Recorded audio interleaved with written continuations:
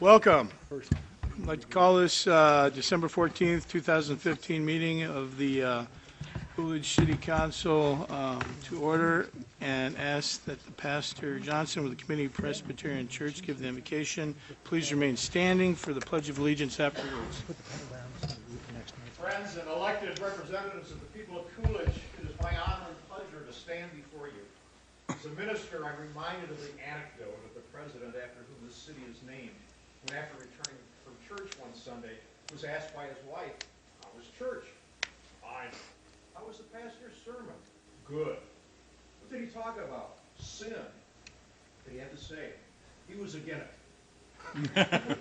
So I, like Coolidge, want to be concise as I offer words during this season of Advent, when those of us privileged to worship the God so many seek, and whom we who aspire to be Christians see in the form of the one born on Christmas, await that day in the celebration of his birth. It is this season when, contrary to an online comment I read today, we are not somber but joyful. And my prayer for those of you who bear a real responsibility to the people of the city is that as you do the business of the people, while you do it with full understanding of the issues and the importance and impact of what you are doing, that you are able to do it as well with joy, befitting the fact that God does indeed bless your undertaking. No disrespect to those of other faiths, in the name of the one whose birth we celebrate at the end of Advent, amen. Amen.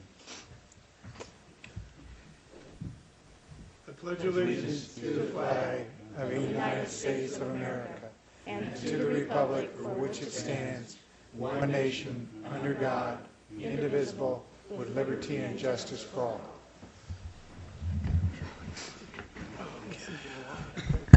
Norma, would you call the roll, please? Councilmember Gilbert Lopez. Here. Councilmember Steve Hudson. Here. Councilmember Robert Huddleston. Here. Mayor John Thompson. Here. Vice Mayor Jackie Henry. Here. Councilmember Gary Lewis. Present. And Councilmember Tatiana Murrieta. She is absent today. Thank you. Thank you. We have a quorum? Yes, we do. Thank you, Norma. Okay. Under presentations, we have a Arbor Day proclamation, Tree City, USA. If I can find it, I'm going to read it. There it is. Whereas trees are the primary quality of life factors that a city government can provide for its citizens, and whereas trees are a delight to everybody, those who grow them and those who simply look on and enjoy their beauty, and whereas our community trees must be perpetuated to provide the benefits of aesthetics, shade, energy conservation, noise reduction, and community livability, and whereas our forefathers who settled in the desert had the foresight and courage to plant the trees we now enjoy, and whereas the climate and special beauty of the desert Southwest are valuable resources enjoyed by many and should be taken care of for the sake of our children and our children's children, and whereas the City of Coolidge has been designated as a Tree City, USA by the National Arbor Foundation for our commitment to improving the urban forestry program in our community. Now, therefore, be it resolved that I, John Thompson, Mayor of the City of Coolidge, do hereby proclaim Friday, April 22nd, 2016, as Arbor Day in the City of Coolidge, encourage all citizens to participate in this celebration and realize its importance. Yeah, and this is the 13th year now. We've won it for 12 years, and we're after the 13th this year. Well, thanks, Bob. They're not waiting. It's in April, and they're hitting us already. Yeah. Tree guys are in time, man. Thanks. Okay. Monthly report and business spotlight recognitions by the Coolidge Chamber of Commerce. Lynn, welcome. Good evening, Mayor and Council. Audie Wood had surgery, so she can't be here, and that's who we're honoring tonight. They've been our vet since 1988. They've been here. They also have grooming and do other things in boarding in our community, so they've been a long-time asset to our community. But they couldn't be here tonight. On to Chamber reinvestments for October. Western State Bank, Heritage Environmental Services, Coolidge Unified School District, Grande Vista Motel, and the Windmill Winery. Our new members for October are Henry Brown Automotive Group, Frosting Ever After, TP Construction. And our statistics for October are our website's hits are up at 170,509. Our walk-ins are up to 643. Our phone calls are down about 13%, which is we had about 259 phone calls. Top states that visited us, Maryland. Top country is Canada. The Cascran Ruins visitations for October were 4,489. Year-to-date is 62,658. Upcoming events, we have a Be Remembered Memorial at the Artisan Village tomorrow night. We also have the CDC meeting tomorrow, and we have our luncheon on Wednesday the 16th, which we're encouraging everybody to bring a toy for tots. And December 16th, the Polar Express will be here in Coolidge. December 17th, Florence Copper Coffee Club. And December 19th, It's a Wonderful Life. And on the 19th, we have the Symphony at the Performing Arts. Some of the great things that happen, we've had some great ribbon cuttings this month past for December. Jugs and Strokers and the Artisan Village and Napa, and soon the McDonald's. And we had a great success with the Christmas in the Village. That's all I have for you. Thank you very much. Thank you. Any questions? Well, thank you, Lynn. Okay, the next item is call to the public, and this is an agenda item that allows people to get up and speak 3 to 5 or up to 5 minutes on a topic or subject that they want to address the council on. And bear in mind, the council cannot respond for our attorney's advice to the comments that are made. So if there's anybody here that wants to address the council, please come forward, state your name and your address, and you have 5 minutes to tell us what you think.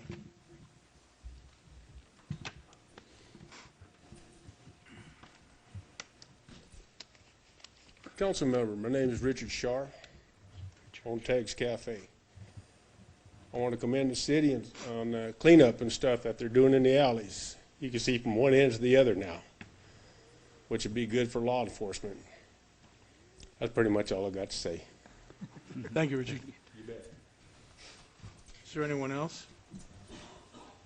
There is an agenda item number 13, Dennis. I don't know if there's one on the consent agenda. I guess we can pull it off, or I know there's a couple of ladies that have come a long way that may want to say a few words. Can I have them speak at the agenda item 13 to call to the public, and then unless somebody wants to pull that agenda item off, and then Mr. Mayor, you can, if you would prefer, you could pull agenda item 13 from consent and have it heard first. You run the agenda, so you could do that. Okay.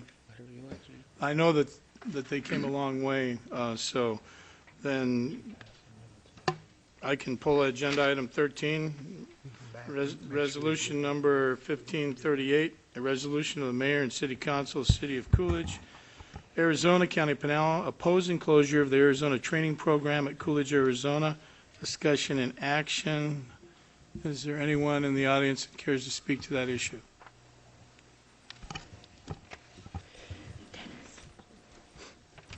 My name is Belinda Mills. I'm president of Friends and Family of ATPC. I've had family members there since March 19th, 1952, the first day that it opened. 2 of my twin brothers were there, and one is still there to this day, and I also have a sister there. We, as a group of family and friends from ATPC, we feel that we are being targeted again for closure, and we're just trying to get ahead of the movement so that we do have some say-so in it this time. So we would appreciate your backing us on that. There are, I believe, 364 jobs out at ATPC, and that's quite a lot for this area to lose employment. So we appreciate your consideration in this.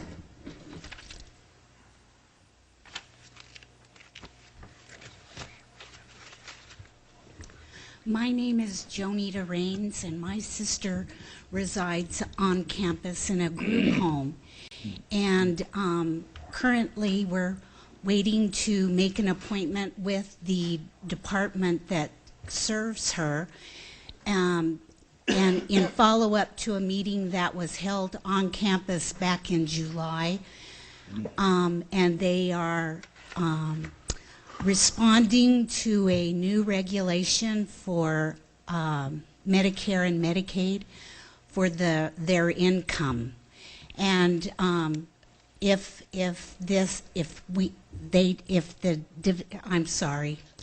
the division does not comply with this regulation, my sister and the others that are in the group homes are at risk of losing their income. And so they are requesting that the 22 residents in the group homes that are on the campus to relocate in group homes within the community. And after living on campus for 52 plus years, it is just too much of a change. They're living with their family. This is the only home they know, and it's inhumane. And then the 365 jobs are also at risk because the population will decrease to 66 with this move. And so the whole campus is at risk of closure. So any action that the community can take in our support is very much appreciated. And we need a hero, and we're hoping it's the city of Coolidge. Thank you. Well, thank you. Does anybody else have anything to say down here? Mayor, thank you. I know this has been an issue that pops up every so often, and last time we were there, I think a lot of us were involved with we had Pete Rios on in the Senate, or I think he was Senator or House of Representatives, and he was able to help because there was a lobby from the group home industry that wanted those people moved into their houses for profit, basically. And I think the community and some other activists were able to show that it was very difficult for the citizens, for the residents of the ATC, that they were the ones that were going to suffer. And so we were able to do that back then. And of course, there's a lot of positions in the city, but the primary goal is the residents out there that need to be taken care of properly, and it would pretty much, from what I understand, would really hurt them. And so thank you for being here, speaking to us, and we'll do everything we can. I know we contact TJ, and I don't know what he can do, and TJ show up and see if we can do that. So anyway, from my end of it, I don't know how the others feel, but thank you. Thank you, Councilmember Hudson. Yes, I want to thank you for being here also. And it's kind of funny when I saw this because about 2 weeks ago I bought a bedroom set for a gentleman that works out there and has worked out there for about 30 years. And he told me they all got raises out there. So when I read this, I was shocked to see why would they be giving them raises if they're talking about closing it down. But that's government. So, you never know what they're thinking about. I know several people that work out there and that have worked out there for the last 30 years, and people that have worked there after they graduated high school and have moved on to other careers, and they still have ties there and still go back there. So I think that would be a disservice, not only to the people that live out there, but also to the city of Coolidge. So I will try to do everything I can to keep it open. Thank you, Councilmember Hudson. Well, I come from the other perspective. Sorry to be the bad guy on the block, but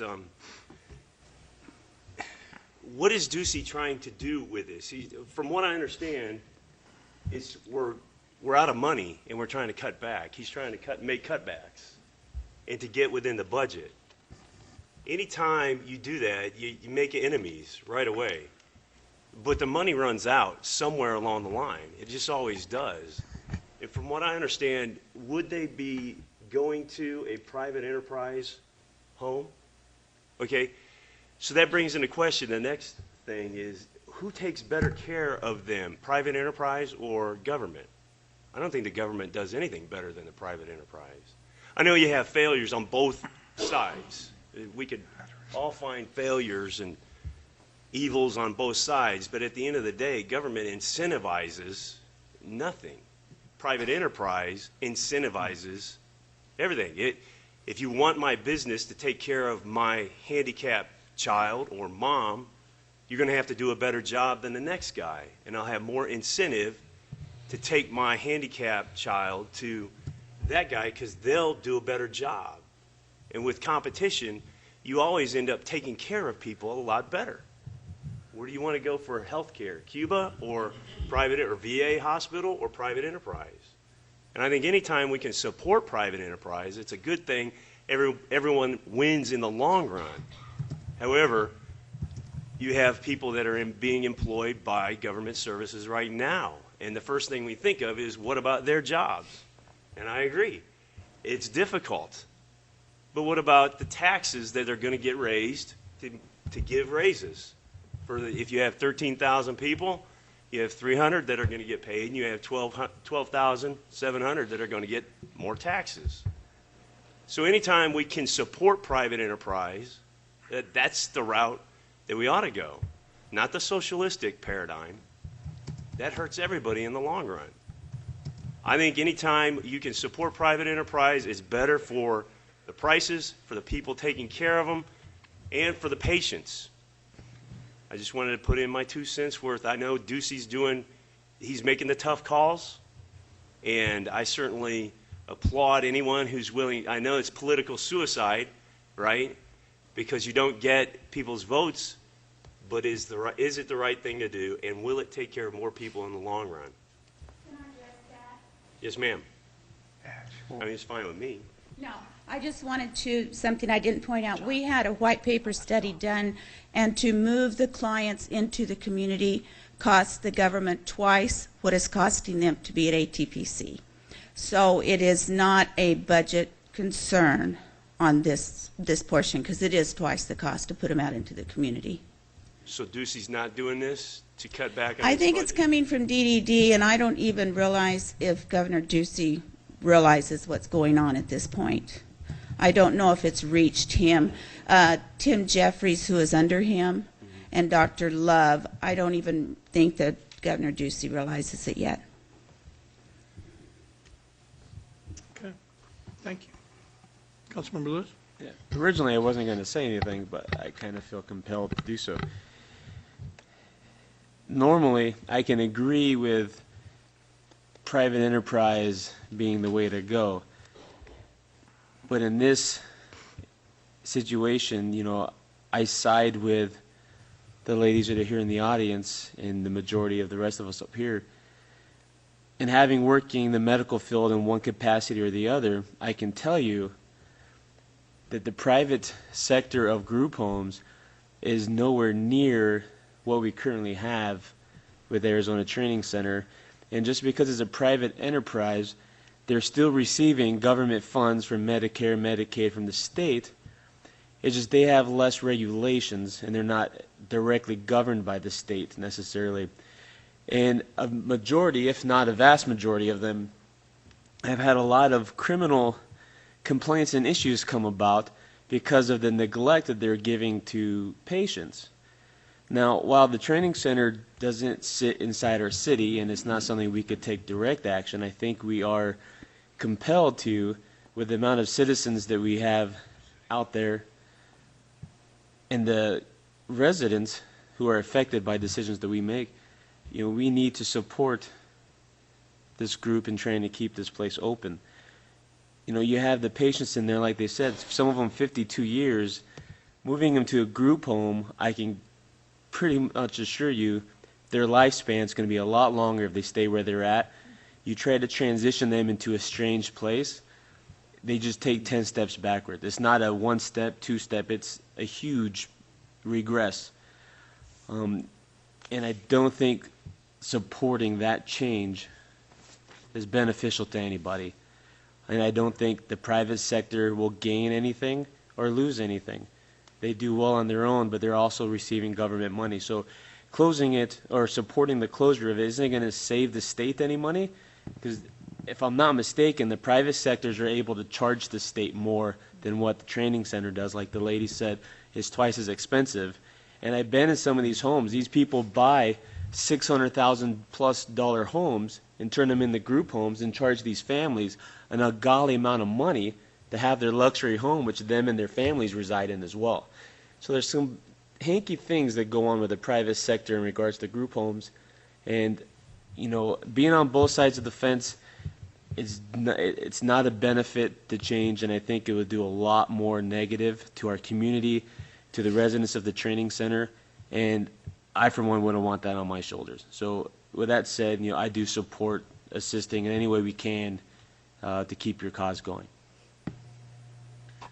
I agree. If you've never been out there and seen the employees working with the individuals that live out there, it is so rewarding to see the individuals. They get so close to these workers, and they just get so excited and happy, and it is just really something to see. So I encourage, if you haven't been out there to see them, go out there. Like right now at Christmas time, it's really cool. So I oppose the closure. Yeah. May I add one more thing, Mayor? I forgot to add this. And the residents of the training center, they don't accept new residents. It's these residents who have been here their almost, if not their entire lives. So at some point, the training center will probably, for the purposes it's being used now, will go away at some point, because people don't live forever, unfortunately. So 20, 30 years from now, maybe we'll feel different. But for now, the folks aren't going anywhere. So it's hard to be against them, and it's their home. It'd be like if somebody came and took my home away from my family. You can't, it's their home. So we need to support their home. I'm sorry, Mayor, that's all I got. All right.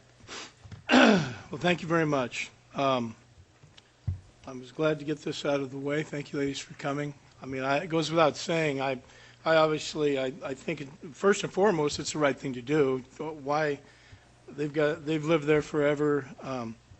You can make the debate, like I said before, in another conversation. If the state was to come in and said, we're going to move them because we have plans for that 80 acres. Right now, we're only using 2 acres. We have plans for 80 acres. And we're going to bring in 1,000 jobs into your community, and we're going to take care of these people. I would still think it was the wrong thing to do, but I can understand it being done. And I don't know what they have in plans for the future out there, and that's another reason I think it's a bad idea. And I didn't run for office and get elected to cost people in Coolidge and else surrounding areas employment and jobs. My job is to try to bring, our job is to try to bring jobs into this area, not try to get people laid off. So if a small thing, if it helps us and if it helps people in a small way in Coolidge and surrounding areas to keep this place open, I'm all for it. So in saying that, this is a resolution, Norma. We need a motion. Motion to approve is read, sir. Second? Okay, there's a motion and a second now, Norma. Vice Mayor Henry, Yes. Councilmember Lewis, Yes. Councilmember Lopez, Yes. Councilmember Hudson, Yes. Councilmember Huddleston, No. and Mayor Thompson. Yes. Thank you. Thank you. Okay, and I'm going to go back to where we were. And I think, and I apologize, about half of us are fighting colds, so you're going to see Kleenexes and coughs and things of that nature. All right. Do you want my jacket? Nothing else on the call to the public. I'll get out of the call to the public, and I will go to approval of minutes, discussion and action for, excuse me, item number 6, City Council Study Session, November 9th, 2015. City Council Regular Meeting, November 9th, 2015. City Council Study Session, November 23rd, 2015. And City Council Regular Meeting, 2015. Is there any changes or corrections that anybody sees? With no discussion, Mayor, I'll move to approve the city council meeting minutes as read. Second. Okay, all in favor? Aye. Opposed? All right. Items for consent under that agenda, we've already dealt with item number 13. Is there anything else that anybody wants to pull off of any of those items? I'd like to pull number 10, sir. All right. 14. I was going to say 14. Okay. All right. Hey, Mayor? Mm-hmm. I just want to let everybody know that the agenda item number 12, which is the City of Coolidge purchasing 2 Tahoes from Garrett Motors, that I actually do the bid for Garrett Motors, that I do not own any portion of Garrett Motors whatsoever. I'm just an employee there. And as you see that I actually bid less than the state bid. So I just want everybody to be aware of that. Do you still want to, you want me to pull it off and you? No, clarify? I can Okay, vote you're on good. it. I have no vested interest in the Garrett Motors whatsoever. All righty, in that case, And no financial interest in that vote. No, sir. all right. So in that case, items for consent are 11, consider approval of renewing the planned maintenance agreement and addendum with Cummings Rocky Mountain LLC for service on the Police Department emergency backup generator in the amount of $2,102.50 for FY 15-16 budget year. Number 12, consider approval to unfreeze the capital sales tax fund to purchase two 2016 Chevrolet Tahoes fully equipped from Garrett Motors in the amount of $126,667, utilizing capital sales tax fund for the Coolidge Police Department and waiving the sealed bid requirements in the best interest of the city. And I would quickly point out that there's police packages, and the police packages cost more than the vehicles themselves.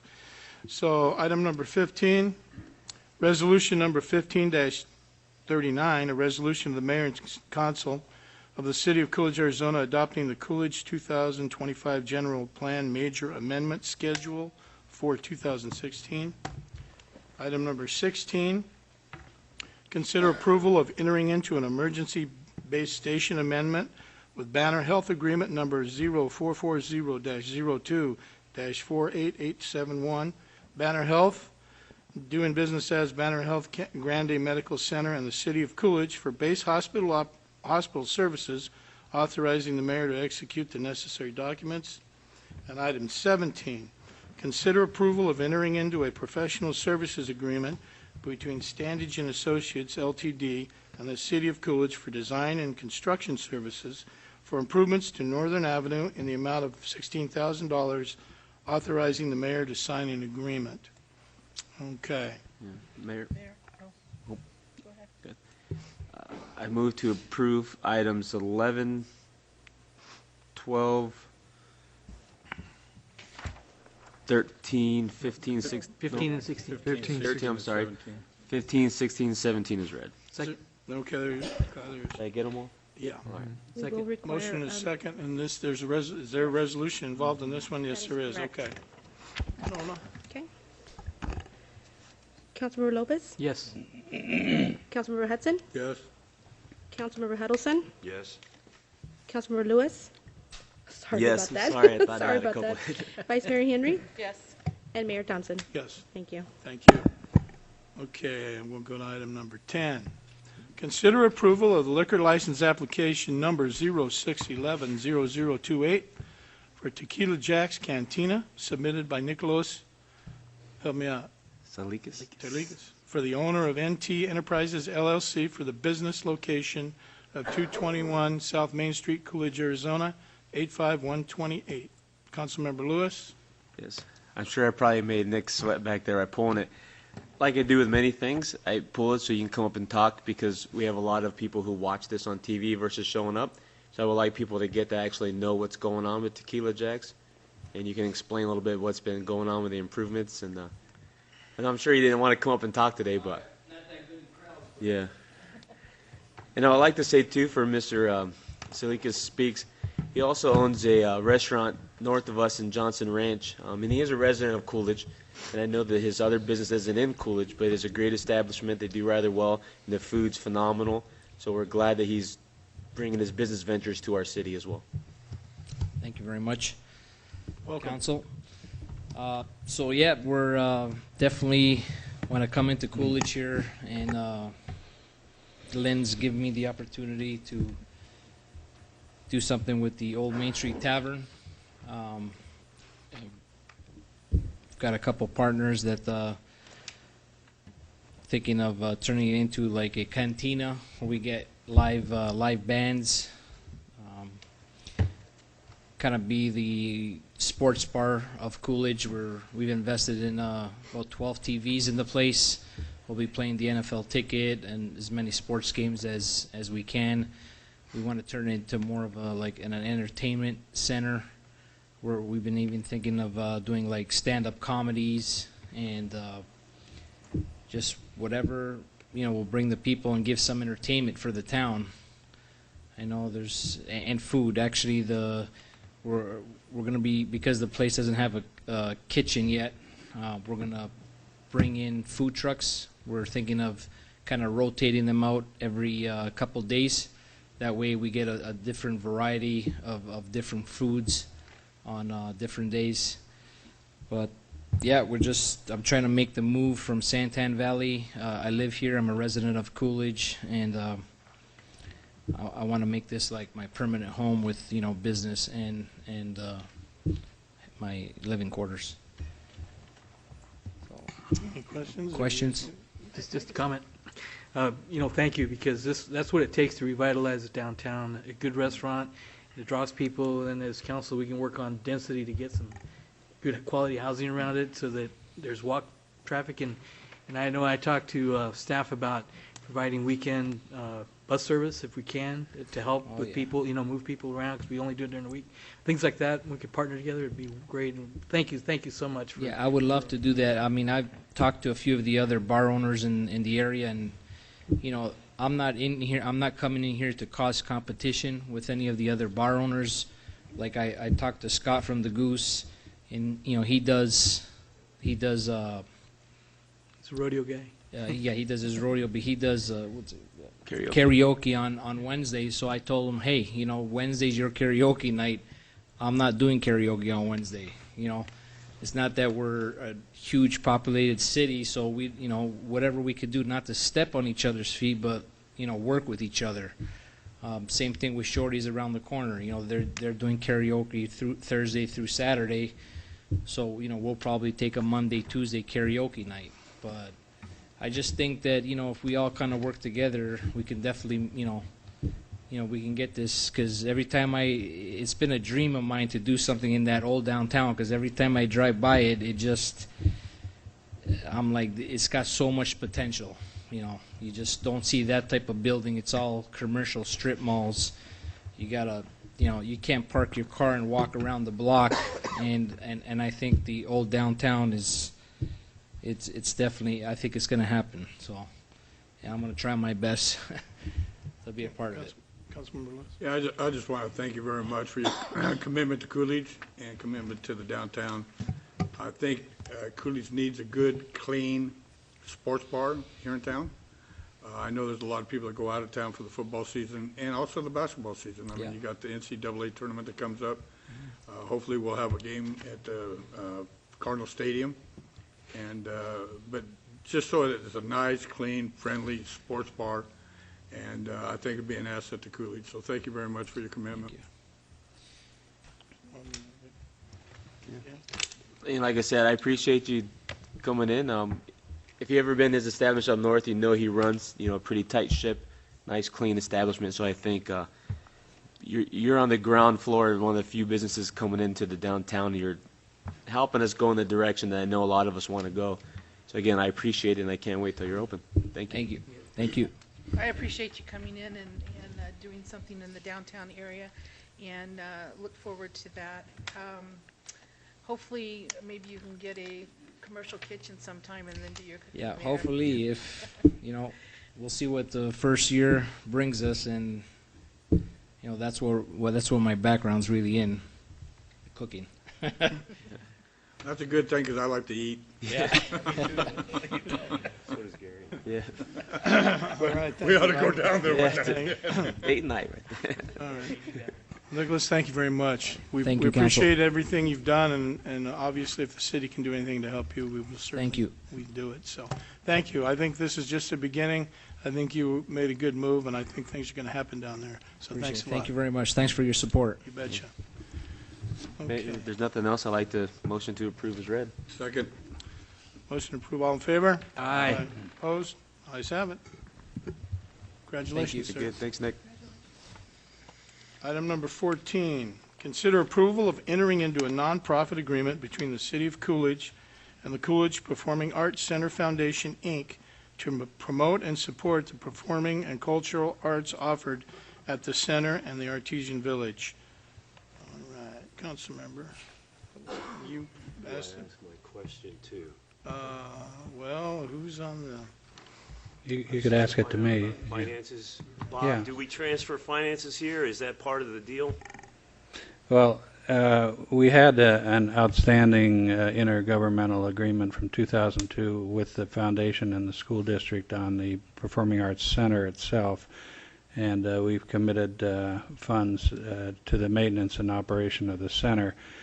What this does is open up the foundation's arm, which is called the Artisan Village, to a $10,000 finance package and or in-kind package. What that is that in order to help everything with the Artisan Village has really come about since January 1, and I'm glad Jack Malpass is here, fighting pneumonia at the moment, and in between his trips to the hospital with his heart condition, every waking moment he's working on the foundation and the Artisan Village. So congratulations, Jack.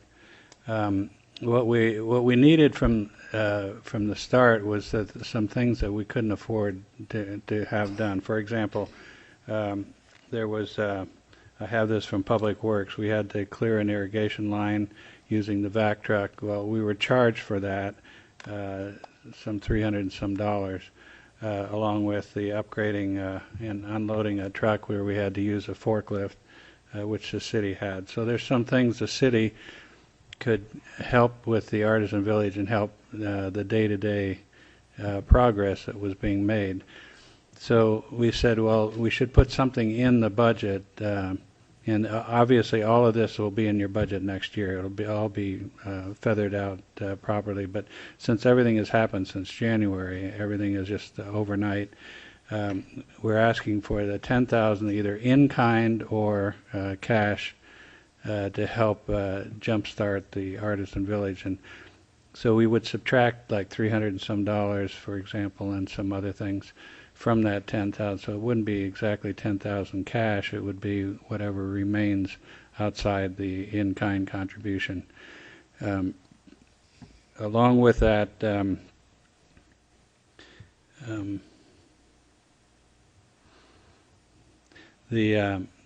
what we have are some things, that, well, for example, the city, and Ricky's here and can tell you that he's in need, especially in the spring and early summer season when Little League gets started and T-ball and all this. He's used the fields there at Artisan Village for soccer already, but he will need it for the teams that need practice fields. He doesn't have enough fields in his disposal so that these teams can practice properly. And so he's going to be able to use, that's 4 acres of land over there. So he'll be able to use the fields for the practice teams as needed. That again, would require some maintaining of weeds and grass cutting and so on. So there's a trade-off of the city helping out and affording him an ability to use the fields as well. So it's been a kind of a trade-off of what we need, what he needs, what the Artisan Village needs, and whatever it amounts to, up to $10,000. Where does the $10,000 come from? Well, it's coming from, I think it's discretionary funding. So, but it's not necessarily cash. It could be all in kind. In other words, you start adding up the services that are being provided by the city, subtract that from 10,000, so it might only be a few dollars, But there's a limit. It's just the limit. 10,000 is just the cap. And but so in a sense, it's whether it's in kind or cash, either way, because we have to pay the workers to do the in kind. Then it's like a vote for the Artisan Village to channel funds towards the Artisan Village, or the performing arts, or either one. Yeah, it's an economic development opportunity. We had 4 acres of land sitting there on the boulevard, unused for 7 or 8 years, and what an opportunity! I mean, this foundation and the Artisan Village has just electrified citizens. If you were there on Saturday and the mayor was cutting a ribbon on Saturday morning, we had a lot of activity, a lot of interested citizens that have come out for that. And almost every room in those buildings is now taken by some studio, ceramics or metal, or there's the Gem and Mineral Museum. Mhm. You've got fabric arts, you got visual arts, you got all of these artisans are coming in. 4 people have moved in from out of state and bought houses in Coolidge. So it's an economic development opportunity Sure. to take a piece of property that's been unused for 7 or 8 years and make it into something that's we can be proud of. Do we, Bob, before we go any farther, Mr. Fitzgibbons, have you had a chance to review this agreement? Is it legal? I mean, I'm under the Yes, Mr. impression Mayor. that Yeah, no, we're making it, what we're involved in now, there's some citizens that are questioning whether what we're doing is legal or not legal. Very good point. And this is, to me, this is a document that will make it legal if it isn't legal. Right. I mean, Mr. Mayor, members of council, it was and I think it's kind of an evolving matter. I mean, that has come out in the last couple of years, but the most recent case involved the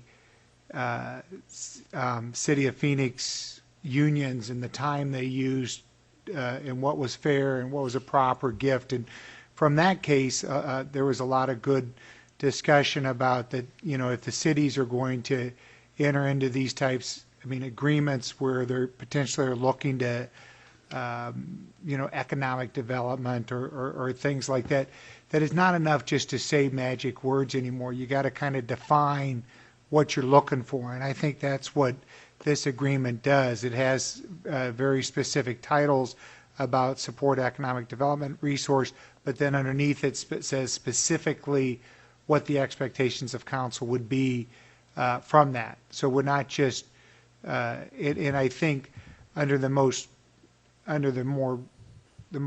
Phoenix case that came out this year, that's what it looks like the courts are looking for, is for those items to be now defined. And you can't just say, attract tourism. You have to, and that's what this agreement does. It specifically says what it will do to accomplish that goal. So I think the courts are looking for more specific items and metrics to show that these are not gifts of public funds. The city is specifically getting something in return for its payments, if you will. And Mr. Fitzgibbons, will we not be going down the same road since we do give money to the Chamber of Commerce?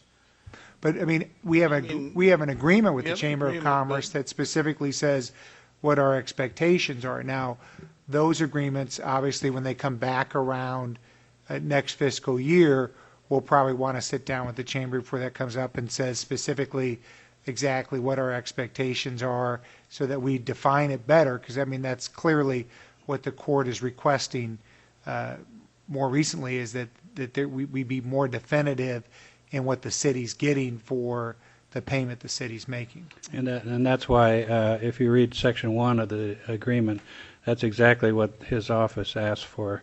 Ann Scoten drew it up, and I'm sure passed it through Dennis, but it spells out in Section 1 exactly what the city's benefit. Okay, and I didn't mean to cut you off, Rob. You got another question? Go ahead real quick. we have funds in the budget for the Performing Arts Center, do we not? We budgeted like 15,000? Yeah, and that's the document that goes back to 2002 that we've always budgeted for. But Do we have a line item for the Artisan Village? Not yet, no. All of this, like I say, the whole it's unbelievable that all of the things that Jack has come up with that made it, yeah. All of this has happened during the budget year. It wasn't budgeted. But that's why I say come the next budget year, when we do our priority-based budgeting, all this stuff will enter into the budget. But all this stuff took place from January to December, and a lot of this isn't in the budget yet. But there is money there that can be used through discretionary funding. But it's not line item, no. It's not line item, because all this stuff happens so quickly now in the last few months. Okay, and does it renew without voting on it, or is this? No, it's a 1 year. Is this just for this year? Yeah. Well, the intergovernmental agreement with the Performing Arts Center with the school district is an annual renewable agreement. But this document here, the nonprofit agreement with the foundation and the Artisan Village, is an annual. I went down here. Right. Last. And again, the specific provision in the agreement is Section 2, and it specifically says the term of this agreement shall be for a period of 1 year commencing July 2015. At the end of the year, the agreement shall automatically be renewed for 1 year upon the same terms and conditions as set forth, unless terminated as provided herein. And then it specifically says, in consideration for the programs and services to be provided by the foundation, the city shall provide $25,000 to the foundation, of which 15 shall be used to support the performing arts programming at the center, and 10,000 shall be used to support the programs at the Artesian Village. I think those were the questions you're asking. So It is, and so basically we're voting on channeling 10,000 towards the Artisan Village. Not necessarily. No, if you keep reading there, it says or in kind. If the money's there. In kind or Yeah, cash, yeah. either way. And 10,000. and if you've been part of the Artisan Village, which a lot of us have, it's an exciting economic development for the city. It's won over all kinds of citizen support, and I can't praise Jack enough for all the work he's done. I don't disagree with that. I think, Jack, you're doing a great job. So, I mean, to cut it off right now and say, there's no more in-kind contribution from the city would be a real hardship.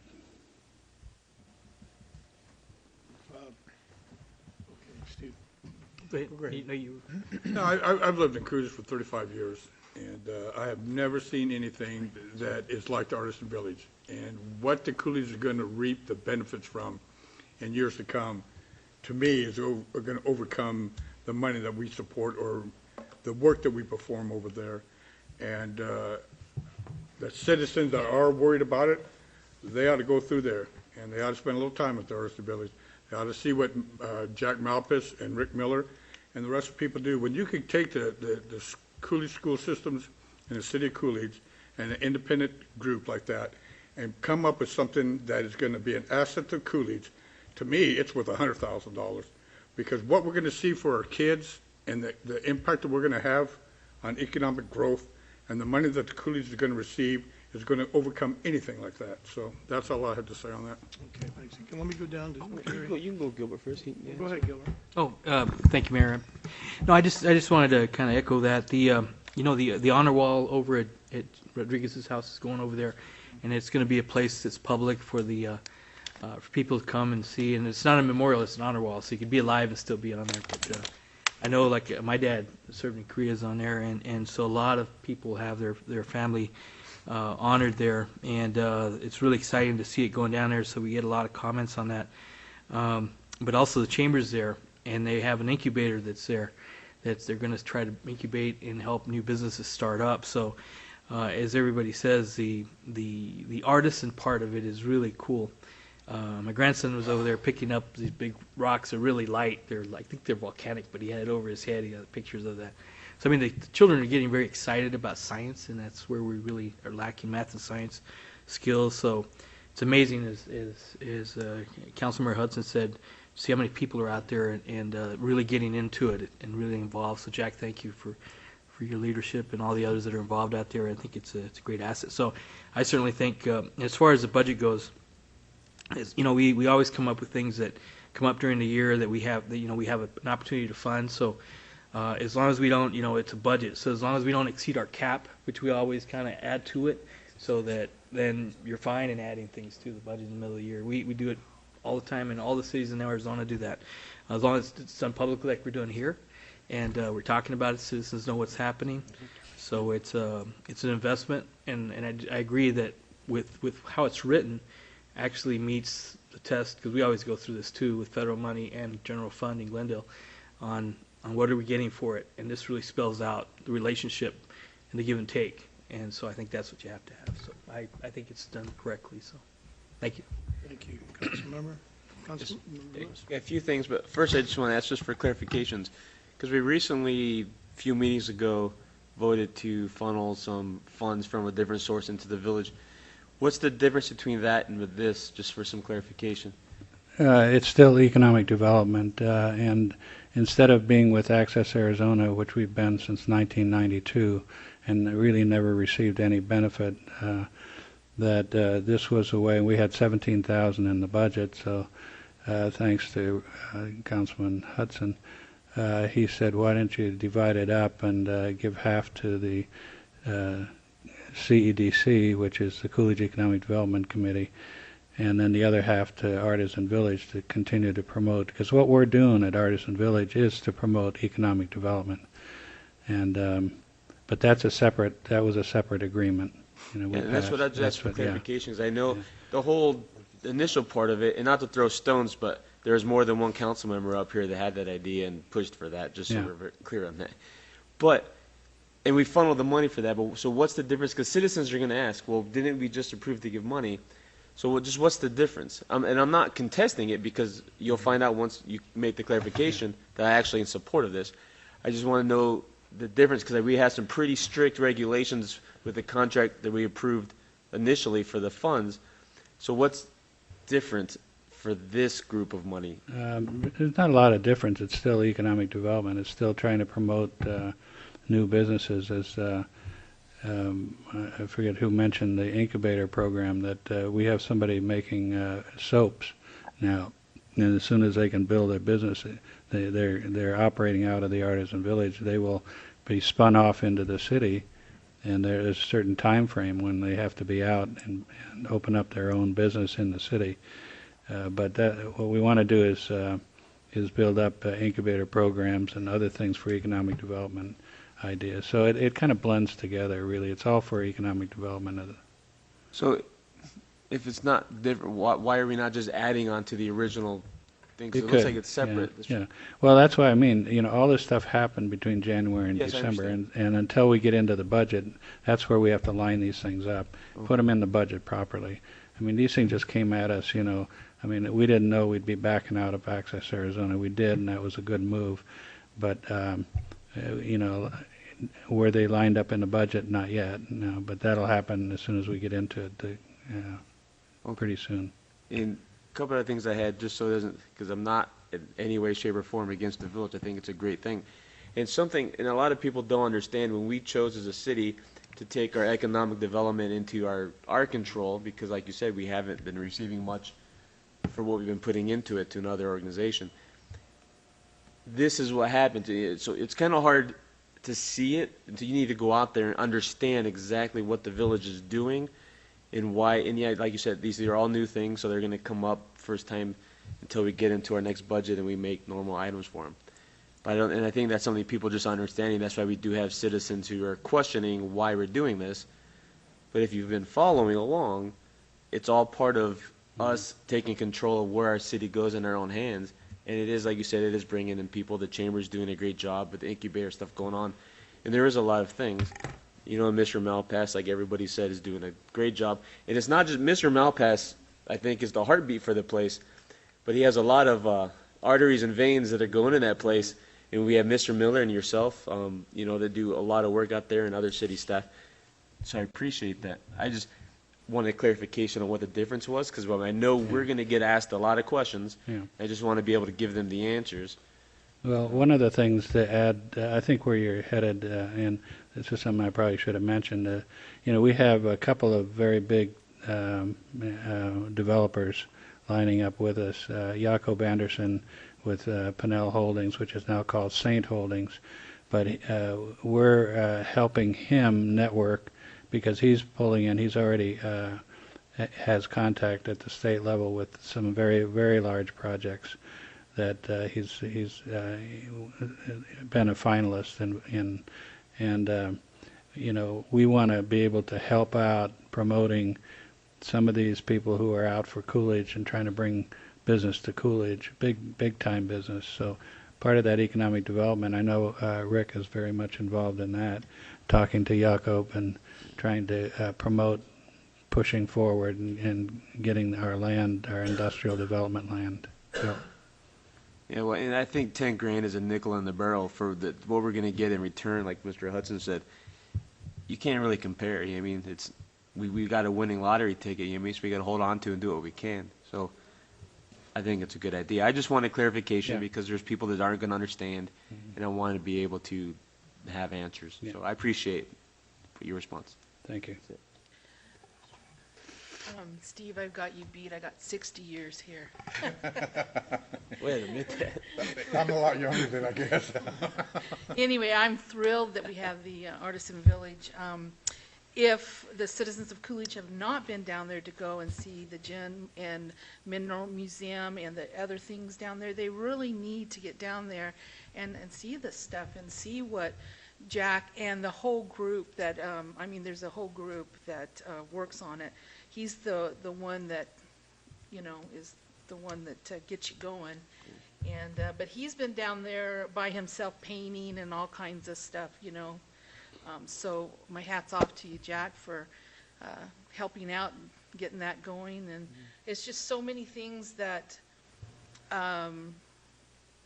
you know, years ago maybe we had some of this stuff, but we don't anymore. Now we're getting some of it back, and the kids can get interested in, just like Christy Frieder and the play and her daughter and the different classes for cupcakes and cookies and all kinds of different things that you have to travel elsewhere to go and take your kids to do, and now we have it here.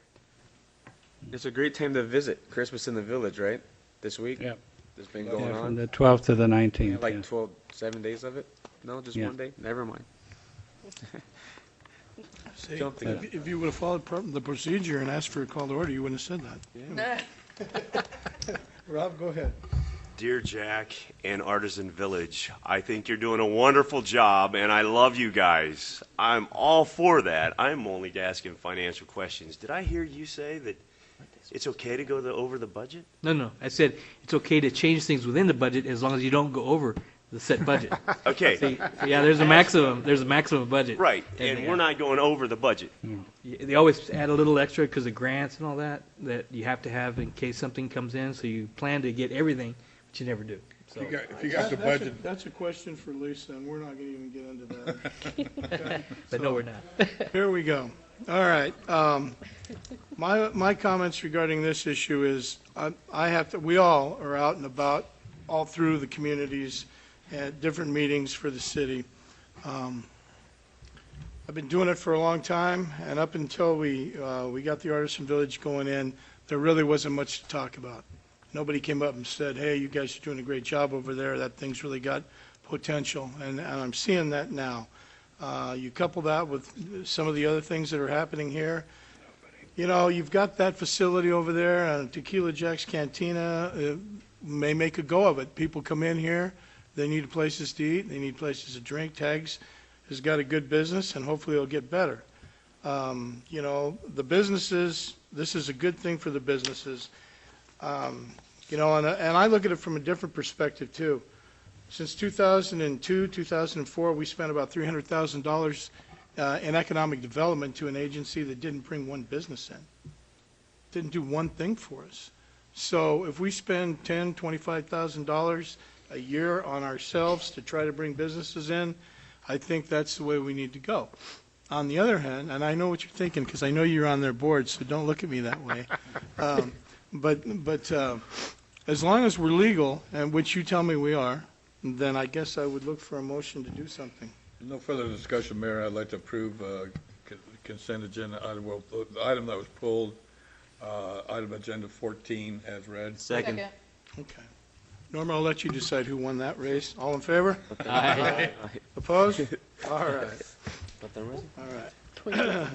And Now we're- thank you for airing it. I think it's time that we needed to get it all out into the public because there's been a lot of work been done, and I think it's a real gem. But it's good that we talked about it.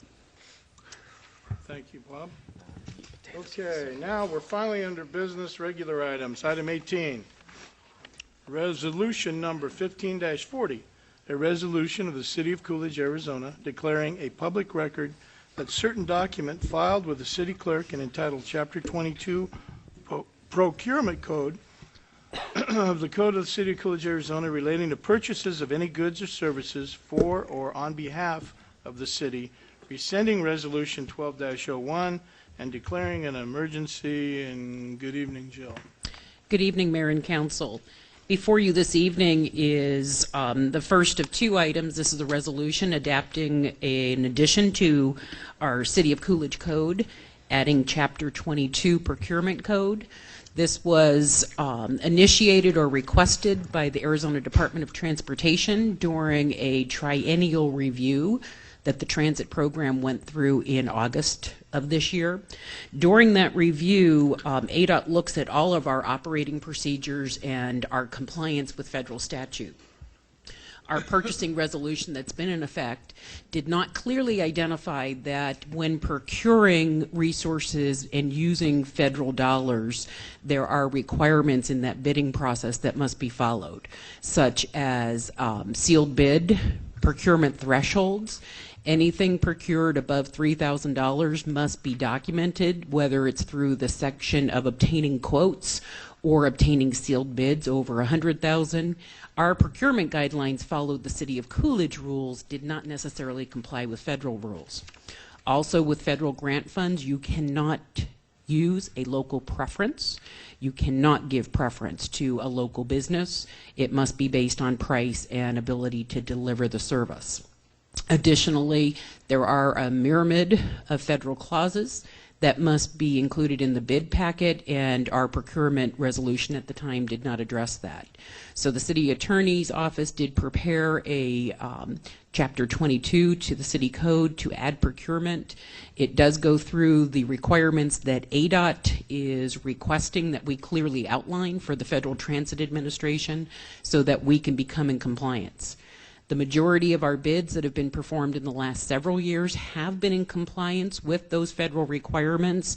However, the question kept being asked, if certain staff were not available that is knowledgeable about that, would City of Coolidge still be in compliance? We did have a contract or a lease for a copier that is not in compliance. ADOT is allowing that to stay in place until next budget year when funds can be allocated, and we are solving the other two compliance issues. One where we could not document bids on uniforms nor document bids on fuel. So within the next 6 months, staff will be procuring and providing the documentation for those various items in compliance with federal guidelines. So all the procurement guidelines for the City of Coolidge are in this new chapter. I'd be happy to answer any questions and request Mr. Fitzgibbon's assistance since his staff prepared it as well. Go ahead, Vice Mayor. Okay, is it necessary to include, because you have your ADOT, your federal guidelines that you have to go by, so wouldn't you have gone with whichever one was more stringent, on those types of things that you were just talking about? Vice Mayor, yes, you would go with what's more stringent. However, the past procurement guidelines did not even reference that you would go with the more stringent. It was silent on any requirements for federal procurement. So this clearly identifies what those procurement issues are, and these are exactly the items that ADOT has asked us to add. So if you were a new employee that maybe wasn't aware about federal procurement, if you looked at our old resolution, you wouldn't even realize you would go with the more stringent. But if you're doing grants, if an individual's doing grants, wouldn't that person know if you're doing the ADOT grants? If it's someone that has some experience, but as we found with the transit facility when it was constructed, the transit facility did not comply with the more stringent requirements, and the staff at that time stated they didn't have grant experience, so they didn't know to comply. So if you have new staff coming in, that's where the very difficult part can be, or staff that is just looking at, I comply with the city or council. You've complied with the city requirements. Why are you doing something that's a federal requirement? This makes it very clear. Jill, I did see one thing, and maybe Dennis, I always like to, we try to obviously budget the money as well as we can. I'm looking at contracts shall be awarded by the city council to the lowest bidder, except as otherwise provided under federal law, state law, or this chapter. I know we've had some conversations. One thing that concerns me is there a way, well, I'm not going to say out of this, but around this, if if somebody's the lowest bidder and they do shoddy work, let's say they do our roads and they come in and they do a terrible job, but they continue to be the lowest bidder, I noticed in a lot of this other information on a lot of the other things we have coming up, that there were some things that said if you can not use them if their performance isn't up to par. That is correct. Is that the same thing here? In the federal regulations, there are guidance that you can follow if someone is not a acceptable performer, and there is a history and you can trace what that trail is. Unfortunately, sometimes you have a low bid contract, you go with the low bid, and then you learn from that experience that maybe they did not comply with the days. They said they'd get the project done in 60 days and it took them 120. The acceptance of the material, you had to go through multiple inspections to get it accepted. So a lot of times you may have that first experience that may not be the best, but after that, if there is a quality issue or performance issue, you can use that on your award decision, and that's in state statute as far as I'm aware as well. Right, and I think 2211 specifically says council has the right by majority vote to waive any of the rules or regulations stated inside the procurement code. Unless prohibited by federal or state law. That's not allowed by federal requirements. So any federal grant, council can't just waive it. You've got to have that documentation that there's a performance issue. And if there is a performance issue, you don't have to contract with them, even though that are the low bid. Didn't the city of Coolidge already practice that sort of thing? It may have been practiced. In our procurement, I mean, that we did that if we knew that just because they're low bid, we didn't have to go with them? I'm not sure if it was in the original resolution. I do know it's in state statute. So usually we would use lowest qualified bidder. So if somebody did have a problem with their delivery, or there were issues identified on a contractor for his general contractor's license that could preclude them from being a qualified bidder. That is the way state statute reads. However, this was making it very clear, council, if it's federal money, cannot waive any of the federal bid requirements. Yeah, and I saw for the local, that kind of takes that advantage away in a lot of ways. On the federal funding, it's never funding, been does, an yeah. advantage we could use. That is not allowed with federal funds. So. Now, that wouldn't have impacted like we voted earlier, but the local dealership we went with beat everybody's bid, so that wouldn't have mattered anyway. If it was federal money, we would have yeah. to have the documentation of what those other bids were, and then they would end up being the lowest qualified bidder. We're just talking about things that involve federal money. Correct. And this is state, I mean, this is city money that we're That spending is on correct. Tahoe, so. But the airport involves federal money, though. Not all the time. The Not fuel all the tanks time, were but city money. A lot of the time. Correct. Correct. It's commingled. If it's commingled, the federal funds win, and you must follow the play by their federal rules. guidelines Yeah, if okay. you're going to use their money. That's why a lot of times you don't want to mingle city money in with federal at the same time if you can avoid it. I just want to make sure where we were at with it. Okay, thank you. Anybody got any questions? Gil? Just want to say, I think this is more of a clarification to fall in line with some of the audit stuff. We already practice this pretty much for purposes, you know, and a lot of times you have, and I think it's great to put it in the actual cities, actually regulations and everything, because a lot of cities, it's the city's procurement's over here and the federal one's over here under these departments, and sometimes there's mistakes, and so this will stop that from happening. And so usually it's additional stuff like when you have to go up procurement, it's the level on the federal is very high. Our city one's low, so we get to see everything. The feds, the level's up here, and it falls to the city. So most stuff falls to the city anyway. It's just when you get into the big money for the airport, the big street projects, you have to follow Davis-Bacon, Section 3. And a lot of times anyway, Davis-Bacon doesn't end up costing you that much if everything's competitive and working right. It doesn't raise it too much, but sometimes you have to follow that stuff. Not down here, but on the reservation in Chinle it does, I can tell you that. Yeah, really? Yeah. So, because we found in some of our projects in Glendale that there wasn't much difference in some of them. So, we were good.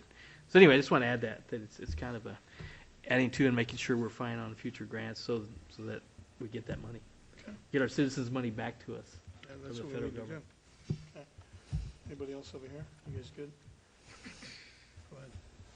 Just to clarify, this is just to clean up our guidelines and policies, right? So these things are still going to come to council to approve. It's just we have to follow. These are just altering what, make sure we stay in line with the rules, right? Mayor Thompson, Councilmember Lewis, that is correct. Okay. There's a lot being said. I want to make sure I was maintaining the path that I thought we were on, so okay. I know what you mean. Okay. Mr. Fitzgibbons, I see you smiling. You don't have anything to add, huh? We're good to go? Not much to add. No, and I mean, it also added a bid protest process, and so that I mean, I think it kind of sets the rules of the game going forward. Okay, thank you. Well, I need a motion somewhere. Motion to approve is read, sir. Right. Second. A motion is second. Sorry, Gilbert. It's all right. Norma? Vice Mayor Henry, Yes. Councilmember Lewis, Yes, ma'am. Councilmember Lopez. Yes. Councilmember Hudson, Yes. Councilmember Huddleston, Yes. and Mayor Thompson. Yes. Thank you. Thank you very much. Thank you. Ordinance number 15-17, an ordinance of the mayor and the city council of the city of Coolidge, Arizona, adopting that certain document known as Chapter 22 Procurement Code of the city of Coolidge, Arizona, by reference and providing for severability and declaring an emergency. Jill? Good evening. This relates to the previous item that you just passed by resolution. By adopting the ordinance, it is a means to reduce publication, so we only need to publish the ordinance as being adopted. Of course, the full chapter of the City of Coolidge Code that we've added, Chapter 22, will be added to the website and available to the public, but this allows us to just have the ordinance published in the newspaper. If you have any questions, I'd be happy to answer it. Okay. Oh, I want to make a motion. okay. Go ahead. Go. Mr. Mayor, All right. if there are no other questions, I'd like to make a motion that we approve ordinance number 15-17 as presented and declare an emergency. Second. There's a motion and a second.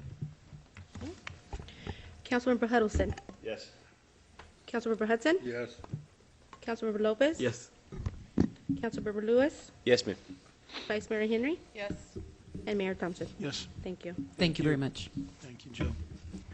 Item 20, resolution number 15-41, a resolution of the mayor and the city council of the city of Coolidge, Arizona, declaring as a public record that a certain document filed with the city clerk entitled Chapter 21 Solid Waste relating to the regulation of solid waste services and charges with the city of Coolidge, repealing and replacing in its entirety the previously adopted Chapter 21 and all amendments thereto and declaring an emergency. Susanna?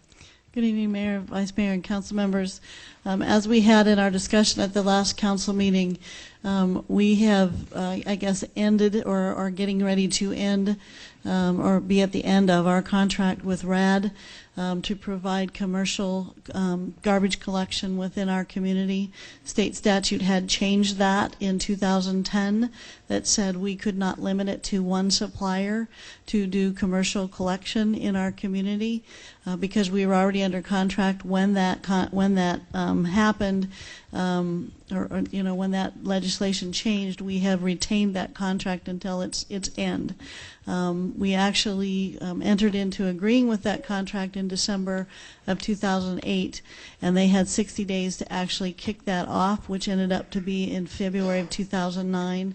7 years later, we're now getting to the point where we need to open up an opportunity for other commercial haulers within our community.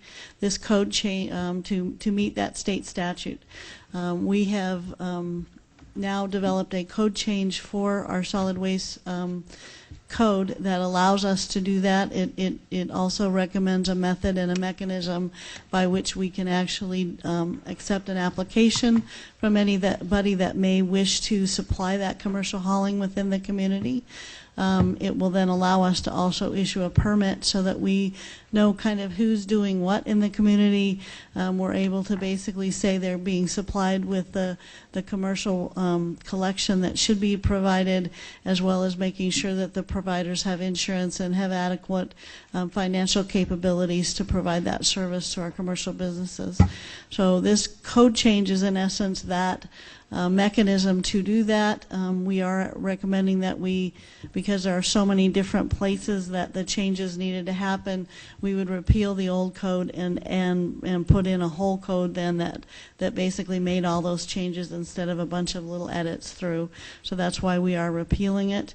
In addition to that, we did have some challenges, I think, since we made this code change back a couple years ago in 2012-13 that have made it somewhat difficult for our finance department to understand kind of how the billings are happening with our residential services that we're providing, in that if a person is not paying their bill, then we collect a CAN, which is under the certain current CAN code, but it's not clear, although it's kind of clear, that it says that we can continue to charge that residential or that residence for that service, because we are really there to basically provide that, and we're mandated to provide it. So in essence, that also makes that change in this ordinance. So, and as with the other one, we're doing the resolution first and then the ordinance secondly. One other change that is happening is that we had the fees for our charges for our commercial collection, or not our commercial, but our residential collection in as a part of that ordinance.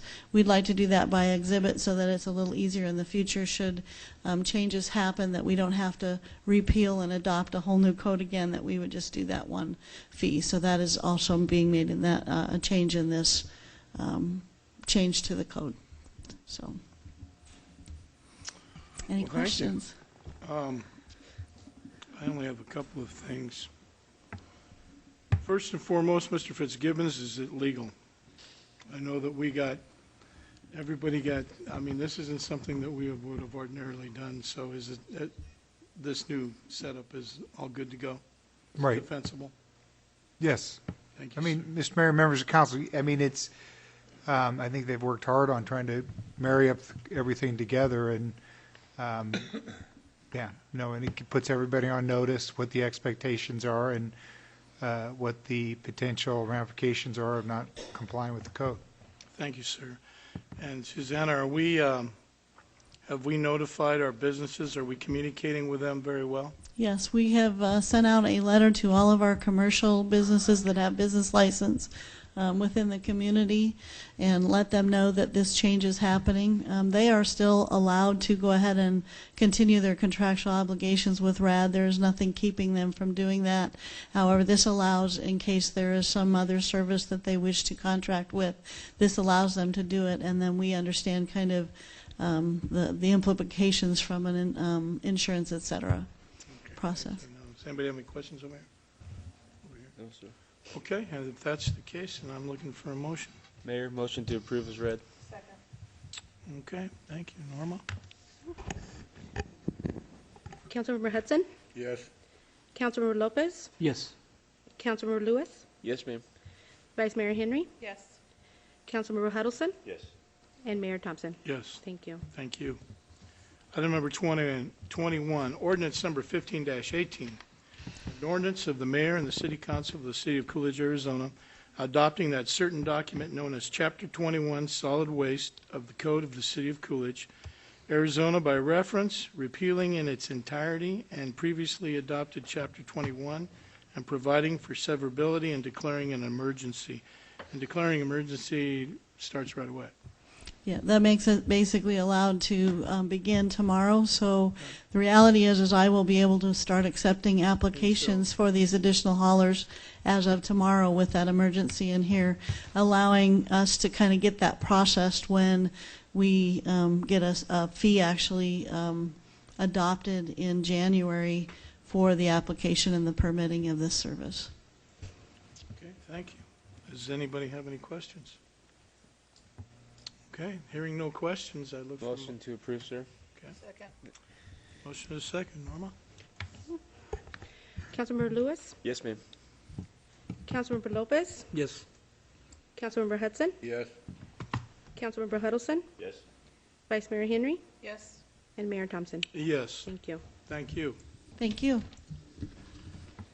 Item number 22, ordinance number 15-19, an ordinance of the mayor and the city council of the city of Coolidge, Arizona, Coolidge, Arizona, amending ordinance number 1515 which extended and increased the corporate limits of the City of Coolidge, Pinal County, State of Arizona, pursuant to provisions of Title IX, Chapter 4, Article 7, Arizona Revised Statutes and amendments thereto, by annexing thereto certain territory contiguous to the existing city limits of the City of Coolidge, consisting of 245 acres, more or less, and located within those portions of Sections 15, 22, and 27, Township 7 South, Range East of the Gila and Salt River Base and Meridian, Pinal County, Arizona, known as the Frontage 87 Annexation, to establish the zoning of said territory by repealing the former Section 3 and replacing it with Section 3 set forth herein.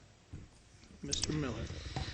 Mr. Mayor, members of the council, that's a lot of wording there, but really the key in that wording is the last couple sentences. Really, this is the highway frontage annexation that the City of Coolidge previously approved and endorsed. As we've been working with our legal counsel and the council representing us on a recent challenge, we felt that there was a need to go in and look at establishing the initial zoning within this annexation area. What we'll do is we'll repeal the section that dealt with the prior zoning that we established for the property. We'll repeal that, which was I-2, heavy industrial. And the provision or the changes being made here in this ordinance amendment would put into effect the existing county zoning on this property for a period not longer than 6 months. And sometime between now and 6 months from now, we will go back in and we will apply the city zoning. But what this ordinance amendment does is it establishes the existing, or allows the continuance of the existing county zoning for a period of up to 6 months. That's what this does. Dennis, did I state that accurately? Yes, Okay. absolutely. Are there any questions? No. Well, hearing none, then I would look for a motion. Mayor, move to approve ordinance number 15-19 as presented. Second. Norman, take your choice. Jackie can have it. Gentlemen. Okay. Vice Mayor Henry? Yes. Councilmember Lewis? Yes, ma'am. Councilmember Lopez? Yes. Councilmember Hudson? Yes. Councilmember Huddleston? Yes. And Mayor Thompson. Yes. Thank you. Thank you. Item 23, discuss renewing the service agreement with Smart Schools Plus, Inc., doing business as SmartWorks Plus, for the purpose of continuing the phased retirement program. This is discussion only. You? Good evening, Mayor and Council. I'm going to be putting on my HR hat tonight, so. There you go. Thank you. Okay. Before you, for discussion, is the current service agreement with SmartWorks Plus.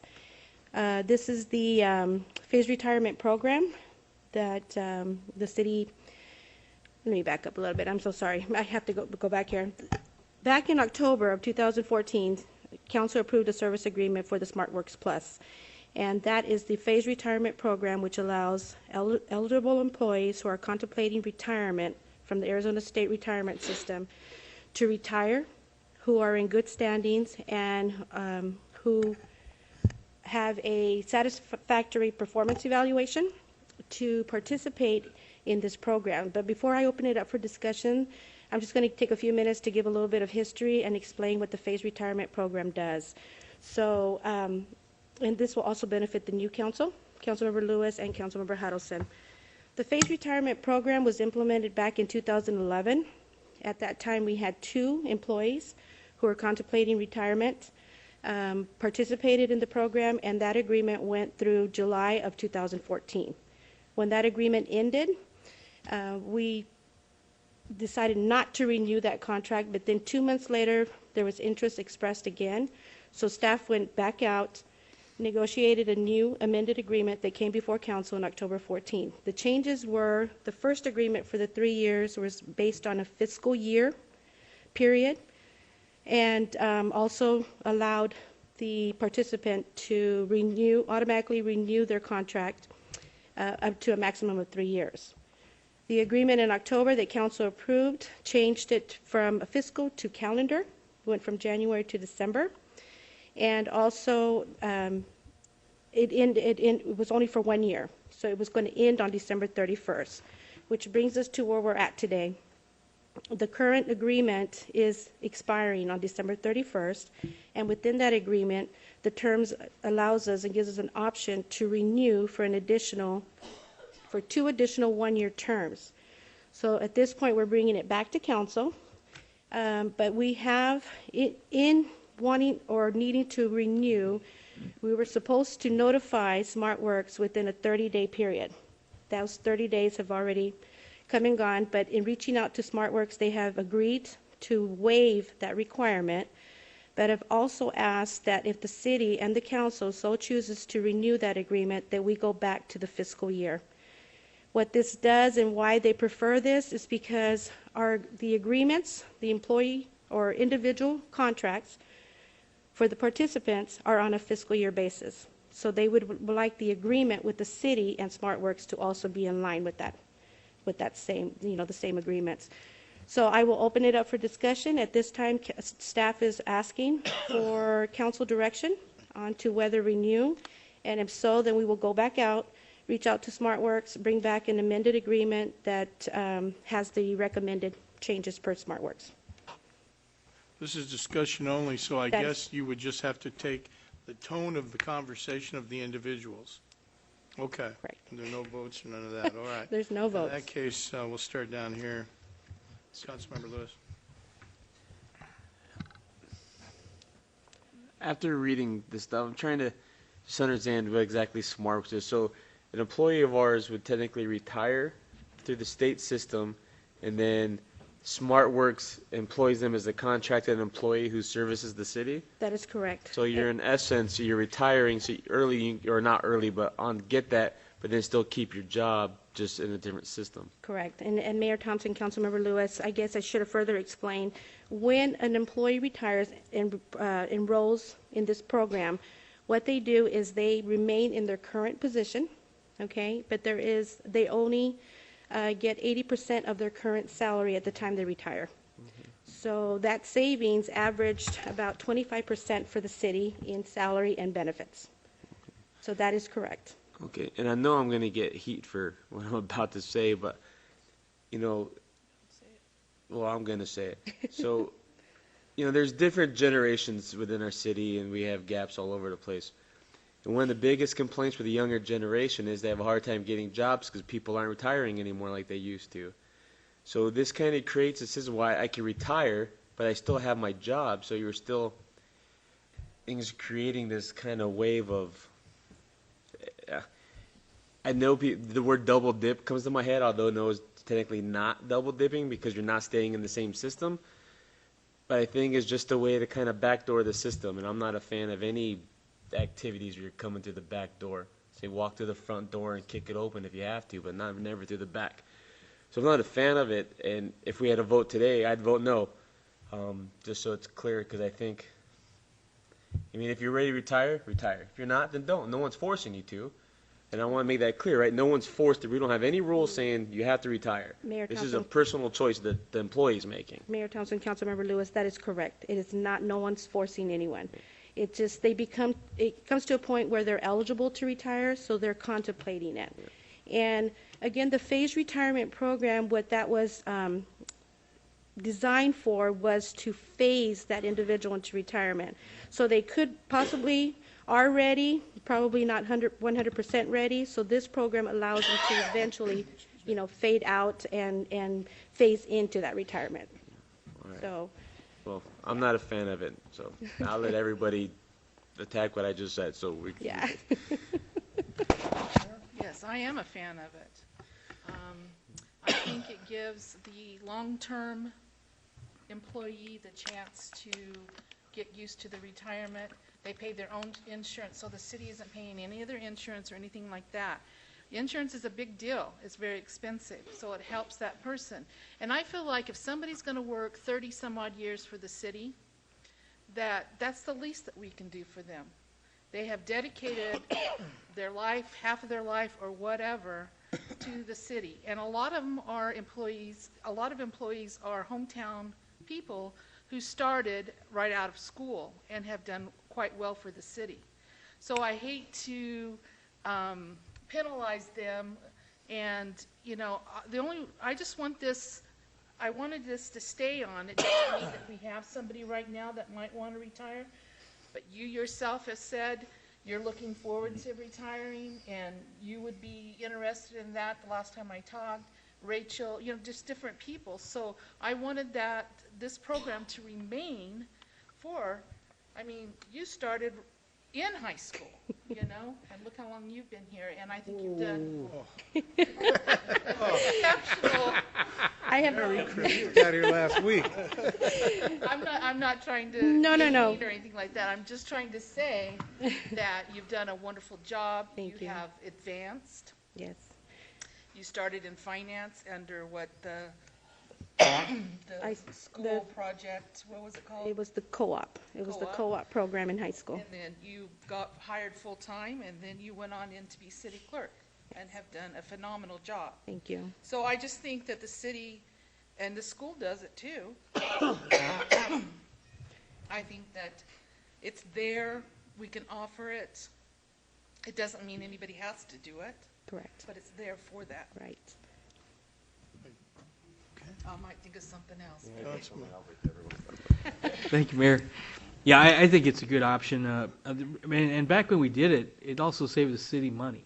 And we were able to keep employees that were tenured and had experience. So it worked both ways. And correct me if I'm wrong, but at that time, the employee becomes an at-will employee. That is correct. And so they're not protected under the system. So if we decide, sorry, but we can't fund that, we just like a Kelly employee. Right. They're let go. At the same time, they can do the same thing. They can say, I don't want to work anymore, and they terminate their contract. But because they're already technically retired. Correct. But even under the state retirement system, you can leave the state, work for another city that's not under the state retirement or even private, and then come back in a year and work right back in the city. That's allowed under the law right now. So all this does, it just allows us to keep a tenured employee to help us, at a lesser rate, 80% of their pay, continue to go and maybe train someone else as they're getting ready to phase out. And so they're able to train and get everything ready to go and exit when they want. But it's a two-way street. We have to be able, the city wants to have to do that too. It's just not the employee's choice. So the city has to want to, do that. Okay, it works for both sides. So that's what I like about it. I think it's just an option, and it's only benefits the city and maybe one or two people at the most. There aren't that many people with that much tenure, really. I don't think we have that much. I mean, we have Norma, but. Well, I've already been directed by the mayor that I couldn't retire. But anyway, that's just my 2 cents, and We'd have to hire 5 people to replace Norma. We can't afford it. Couldn't afford it. She was old enough anyway. Yeah, thank you. I don't know why if somebody wants to retire, why don't they just retire? In my eyes, if a person gets ready to retire, and you do a transition in retirement, I'm already transitioning into retirement 5 years from now, so when I get ready, I'm going to be ready to be gone. I don't know. I don't have an opinion right now on it. You can look at it two ways. You can look at it as, you might lose somebody that might be a good employee that you don't know about, that, you're not hiring that employee because this one employee is still working. I know there's pros and cons to everything, and right now, I just personally think that if you're getting ready to retire, why don't you just retire? Why keep on working? Even though it's 80% less than you're making now, when a guy makes his decision to retire. And if you made the wrong decision, go back after a year or find another job somewhere else.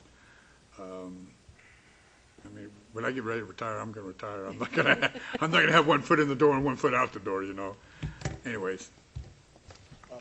I think it sounds like a win-win.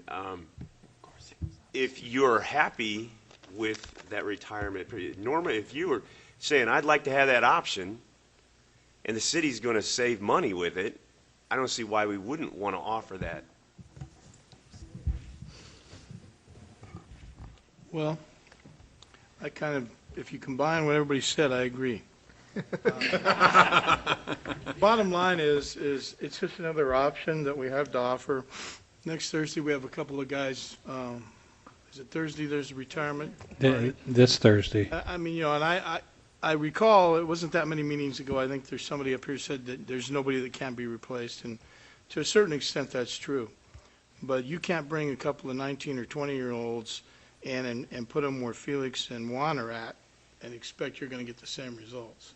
So my thought is, I kind of agree with you, and your point's taken exactly well from me. Everybody is different, and that's why I think the program should exist, to see if it's an option. That's my thing, is I don't think a lot of people will even do it. But it's kind of like the drop program for the law enforcement. And most of the guys, you get a 5-year window that you can keep working, and your money goes into the kitty as opposed to you're taking it home. And half of those guys only make it 2 years. I mean, they say, you know, I've had enough, and they go. So if I had to look at it, I'd say it's another thing that we could offer our employees, because sooner or later we're not going to have a whole lot of things. I mean, you know, I don't know that anybody's going to go somewhere and work 30 or 35 years anymore. But in the event that they do, maybe they should have that option if they want to stay. And if not, you know, I don't know. But there'll be other guys sitting up here one of these days. But maybe we ought to continue to look at it. I mean, that would be what I would say. So, anyway. So this would come back to you in May, because it would start July 1 with a new SmartWorks program. May's a lifetime away for this council. Yeah, yeah. So. But, you know, sometime. He might decide to go on SmartWorks or something, but anyway. Yeah, because SmartWorks. I didn't know that was a possibility. 80% of your pay. I just have one thing to add. I want to make sure that when we do this, that that the employees know that they are in the at-will status, so they don't get comp time and that kind of stuff, right? Mayor Thompson, Vice Mayor Henry, that is correct. They're in the at-will status, but some of the participants in the program now were on call and were on a comp time. They were receiving it. So it was a little bit challenging to manage. I don't want to say there was any issues. It's just flexing out the time and not being able to pay that overtime. So the director or the supervisor had to make sure any on-call or overtime was flexed out.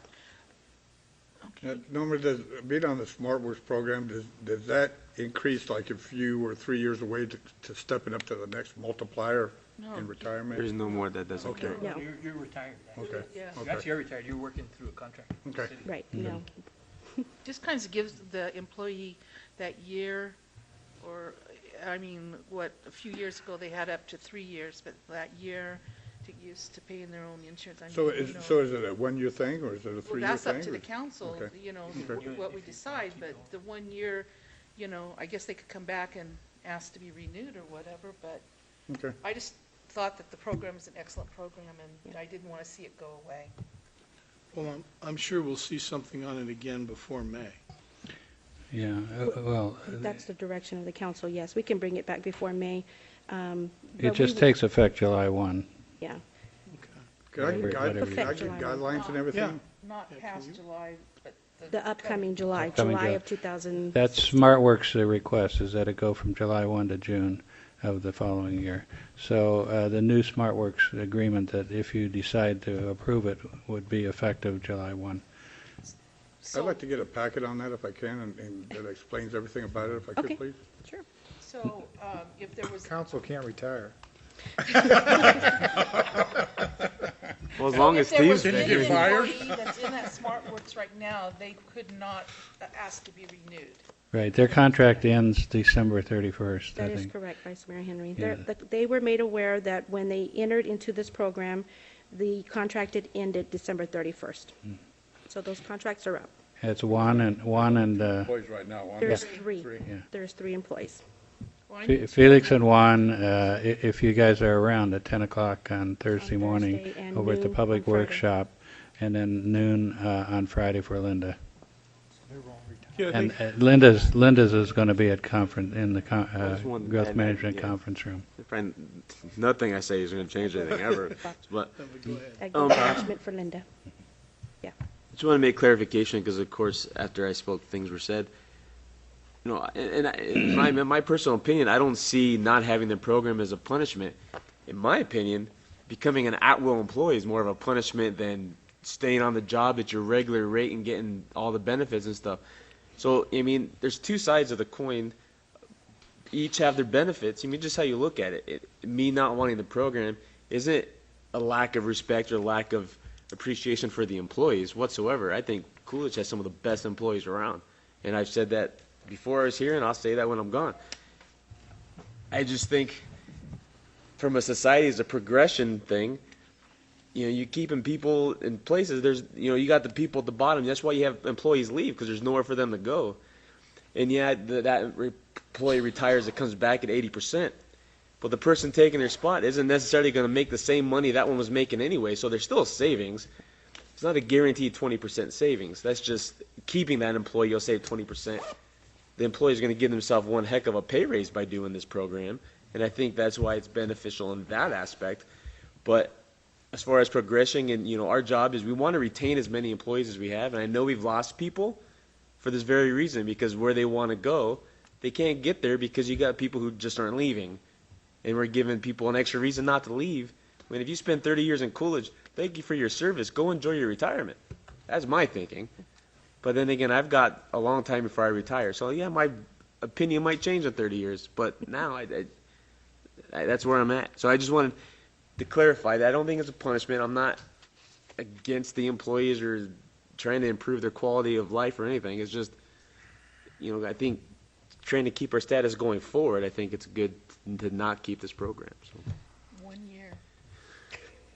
No, they can keep. They can come back. Okay. But yeah, let's move on, I 'cause think you Mayor's found gonna out get what into you it. wanted to I find out. have direction, Yeah. thank you. Okay, thank you. Thank you, Mayor and Council. Item 24, consider approval of the claims for the month of November 2015. Anybody have any questions, concerns? Make a motion to approve pay our bills, sir. Motion is second, all in favor? Aye. Opposed? Ayes have it. Okay, report from Mayor and Council under City Manager. We'll start down here with Councilmember Lewis. Yes, sir. Thank you. I missed the last meeting, so I can't remember exactly the last couple months what I've done. Huh? It was quiet. I know. I bet it was. So, what did we have? Oh, we had the community softball event that myself, the mayor, and Huddleston, and maybe some others, the city staff involved. You know, there's an event. I'm not sure if they talked about it last time or not. Between now and then. No, that's right. I was absent the last one, so I wasn't sure.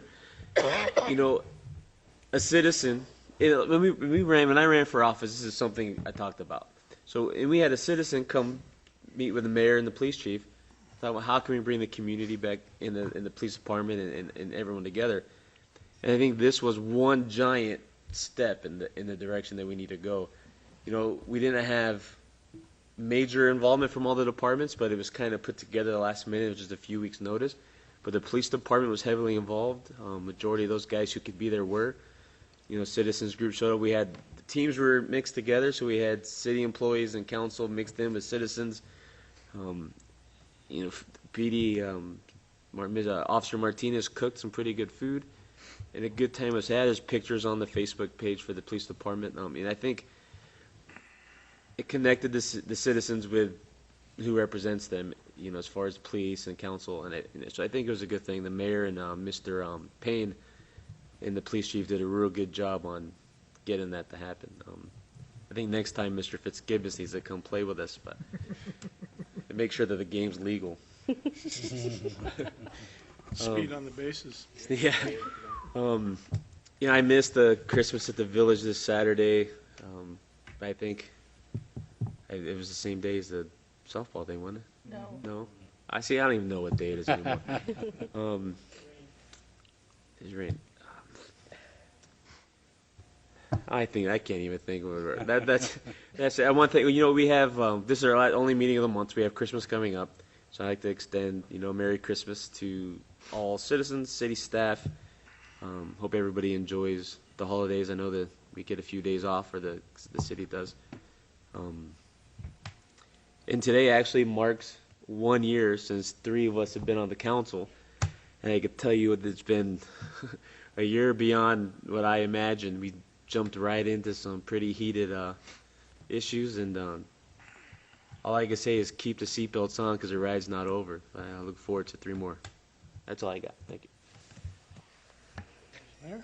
I attended the softball game. I did not play, though, but I was there in support. You cheered. You cheered. I cheered. I cheered for everybody.